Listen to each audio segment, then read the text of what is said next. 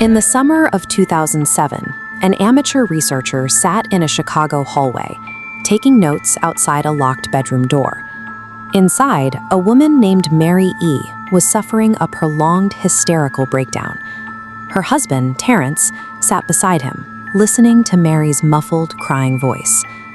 Her words were incoherent to anyone unfamiliar with the case, but they centered on one recurring theme: a debilitating fear of her own sleep. Mary's terrors began in 1992 as a BBS sysop. She was one of 400 people who clicked a specific hyperlink. Of those initial viewers, Mary is the only one to speak publicly.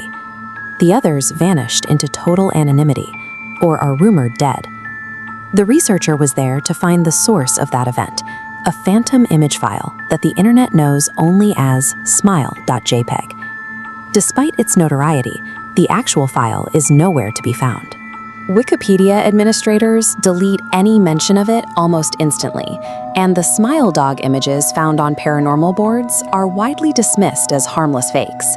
What the researcher found wasn't just another scary story, but a trail of systematic suppression.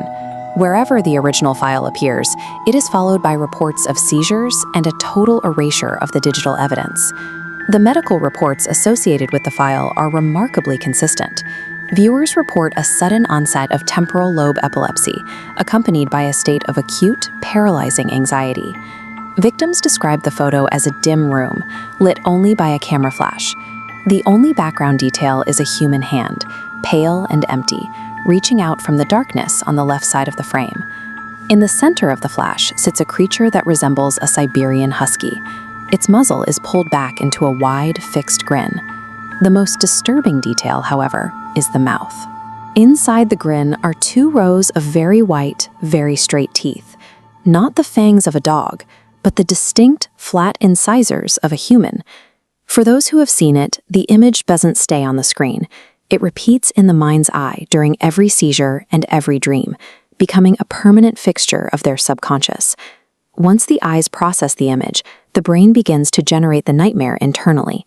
It becomes a loop of neurological shock that no amount of medication seems to fully silence.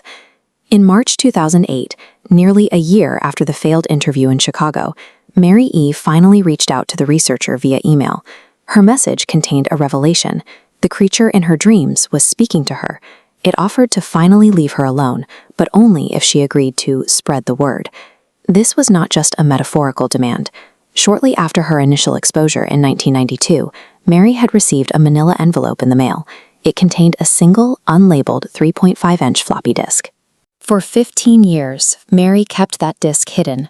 She chose to suffer through the nightly seizures and the visions, rather than pass the burden to her husband or a stranger. She admitted that she had invited the researcher over in 2007 with the intention of giving him the disk. She wanted to be free of the visions, but at the last moment, her conscience forced her to lock the door. Her email revealed the nature of the choice. To stop being a victim, she would have to become the attacker, intentionally passing the same seizures and nightmares to someone new. The researcher never got to reply. Later that month, Terrence contacted him with the news that Mary had taken her own life. While cleaning the apartment, Terrence found the floppy disk Mary had been hiding for 16 years. He took it outside and burned it. He told the researcher that as the plastic melted in the fire, it didn't just bubble, it hissed like a wounded animal. Mary's story ended where the creature said it would. Despite the destruction of the disk, her 15-year resistance led to the only outcome the creature had offered her besides compliance. Another year passed. The researcher moved on, assuming the threat had been destroyed with that disk in Chicago. Then he received a new email from an unknown sender named 𝗂𝗍𝗄82. The subject line was a single word: smile. The message was short. The sender claimed the image wasn't as bad as people said, and that they were simply spreading the word, followed by a typed smiley face. The researcher was left with the same dilemma Mary faced. If he opened that attachment and the seizures began, would he spend his life fighting the urge to pass it on, or would he look for a way to be free?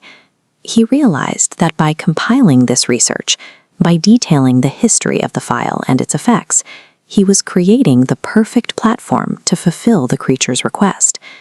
If you're seeing this, he decided he didn't want to suffer alone. He's spreading the word, and now so are you.